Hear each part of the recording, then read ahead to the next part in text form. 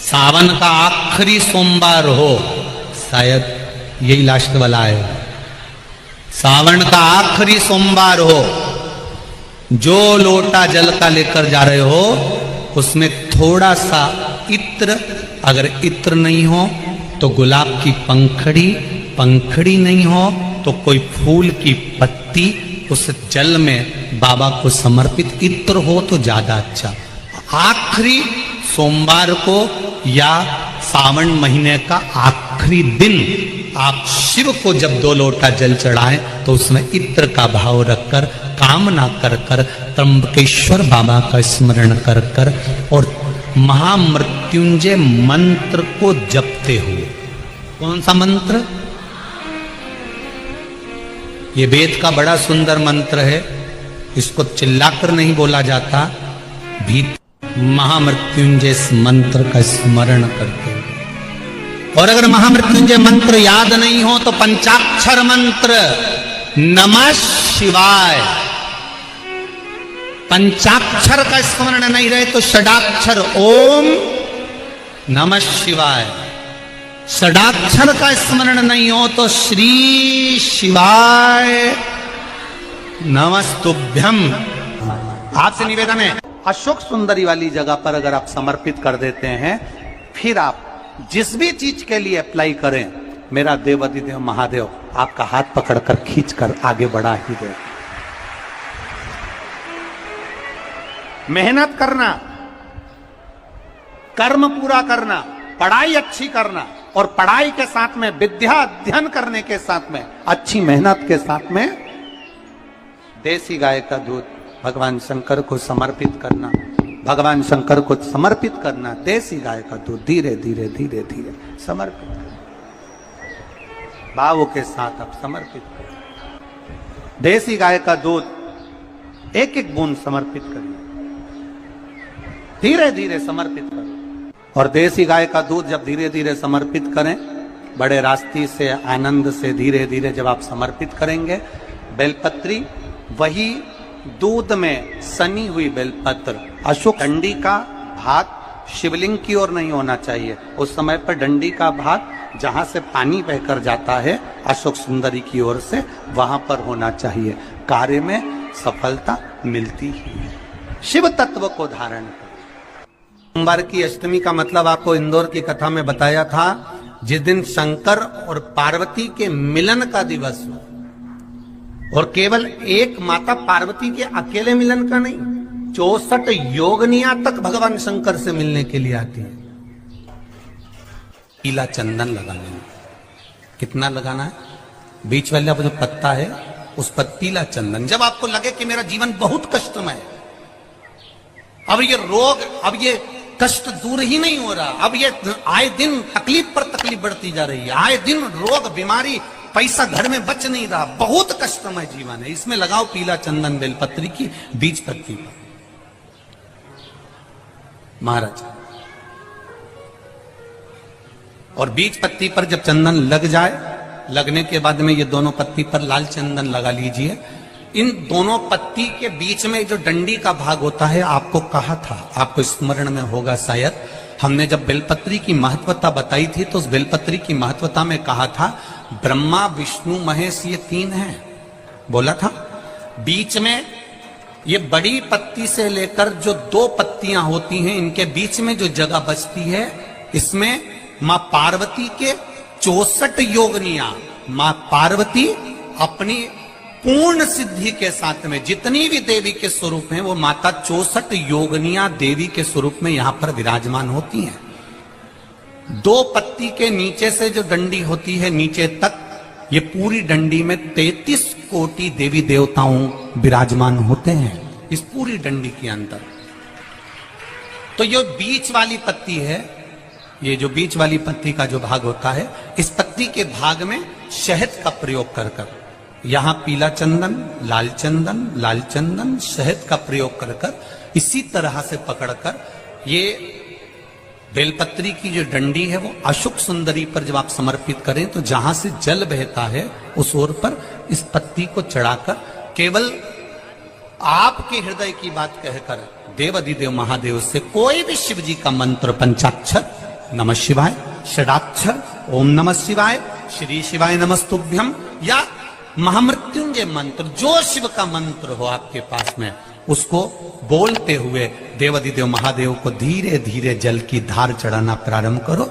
जल की धार जब पूर्ण होने लगे, उसमें थोड़ा जल बचे, तब अशोक सुंदरी पर जो तुमने बेलपत्र चढ़ाई है वहां उस जलधार को चढ़ा। ये प्रयोग आपको केवल सोमवार की अष्टमी पढ़ने पर ही करना है। कौन से दिन करेंगे? जम के बोलिए जरा। सोमवार की अष्टमी पढ़ने। और धतूरे का फूल,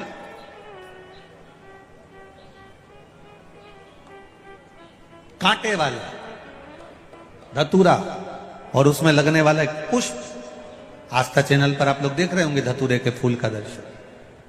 धतूरा और धतूरे का पुष्प, छोटा सा पौधा है, ज्यादा बड़ा नहीं है, कांटा लग रहा है, धतूरा लग रहा है, और उसमें भी साधारण धतूरा नहीं। जिस धतूरे के नीचे की डंडी लाल कलर की होती है, अगर वो सोमवार की अष्टमी को देवाधिदेव महादेव को समर्पित करी जाती है, तो उसके घर में कभी संपदा की कमी नहीं होती है। वो धतूरा है, साधारण नहीं है। धतूरे में भी लाल डंडी, जैसे धतूरा गोल होता है, उसके नीचे छोटी सी डंडी, देखा है आप लोगों ने? अरे देखी कि नहीं देखी बोलो? धतूरा देखा है ना? धतूरे के अंदर एक नीचे छोटी सी डंडी होती है, जब तोड़ोगे तो वो डंडी का कलर अगर लाल है, वो डंडी का कलर अगर लाल है, और कभी हम तो कहेंगे जैसे बड़ी बीमारी जिसको हो जाती है, लीवर, किडनी, कैंसर आदि बड़ी बीमारियों से जो जूझ रहा होता है, प्रयास करो, प्रयास महामृत्युंजय का जाप कर कर, महामृत्युंजय का स्मरण कर कर, एक लाल डंडी का धतूरा प्रयास करना। एक धतूरा मिल जाए या 5 धतूरे मिल जाए, किसी भी एकांतेश्वर महादेव पर, जो शिव मंदिर एकांत में हो, जहां कोई जाता आता नहीं हो। वैसे तो अब बहुत मुश्किल है कि ऐसा मंदिर मिल जाए जहां कोई जाता आता नहीं हो। पहले की बात दूसरी है, अब बात दूसरी है। फिर भी कहीं आप रोड पे से निकल रहे हो, एकांतेश्वर महादेव अगर आपका दिख जाए, बहुत बीमारियों से ग्रसित हो, तो भी महामृत्युंजय जाप का स्मरण कर कर, या किसी विद्वत ब्राह्मण जन से महामृत्युंजय मंत्र का जाप कराकर, या भगवान शिव के मंत्र का जाप स्वयं कर कर, वो भी ना बने तो पंचाक्षर मंत्र नमः शिवाय, षडाक्षर मंत्र ओम नमः शिवाय, या श्री शिवाय नमस्तुभ्यम जप कर वो लाल डंडी का धतूरा 5 एकांतेश्वर महादेव को आप समर्पित कर सकते हो। रोग थम जाएगा। जो दवाई खाओगे वो शरीर को लगना प्रारंभ हो जाएगी और आप स्वस्थ होने वाली थी। सावन की पहली, और मालूम पड़ा कि वो कथा छत्तीसगढ़ की पवित्र धरा पर है। अर्थात भजन का बल, भक्ति का बल, स्मरण, ये सब खींच कर लाते हैं। चुंबक देखिए आप लोगों ने, वो चुंबक को गंगा में रस्सी बांधकर गोताखोर डालते हैं और उसमें चिपकने वाला जो भी सामान होता है वो चिपक जाता है। लकड़ी नहीं चिपकती, कपड़ा नहीं चिपकता, प्लास्टिक नहीं चिपकता। वो चुंबक में जो चुंबकीय तत्व होते हैं वही चिपकते हैं।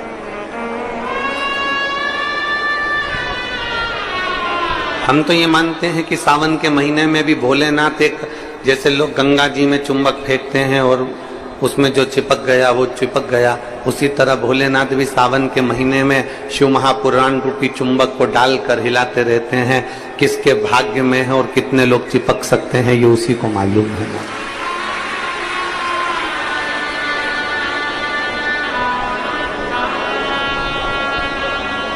72 साल बाद ऐसा सावन आया है, और उस सावन में अगर भगवान की अविरल भक्ति हमारे मुख से हो रही है, भजन हमारे मुख से हो रहा है, कीर्तन हमारे मुख से हो रहा है, तो आप और हम तो सब शिव के चरणों के दास हैं।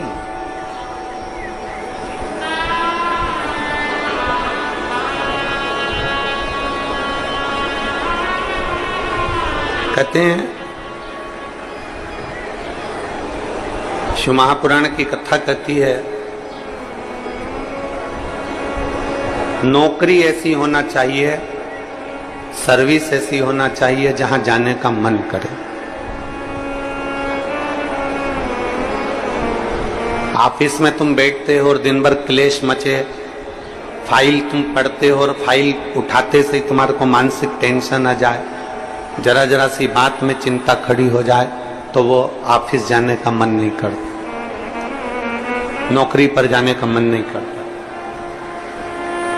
नौकरी ऐसी हो जहां जाने का मन करे और घर ऐसा हो जहां वापिस आने का मन करे। तो घर में अगर क्लेश हो रहा है, बहुत अशांति हो रही है, बहुत लड़ाई हो रही है, बहुत विवाद हो रहा है, कहीं सास का मुंह फूला रहे, कहीं बहू का मुंह फूला रहे, कहीं बेटे का, कहीं बेटी का, कहीं माँ का, कहीं पिता का, कहीं भाई, कहीं बंधु, इनके मुंह फूले रहे तो घर में आने का मन नहीं करता। पत्नी का दिन भर मुंह फूला रहेगा तो पति का घर आने का मन नहीं करेगा। माँ बाप का अगर मुंह फूला रहेगा तो बच्चों का घर आने का मन नहीं करेगा। नौकरी ऐसी हो जहां जाने का मन करे। मन करे आपका कि मुझे बड़े उत्साह से जाने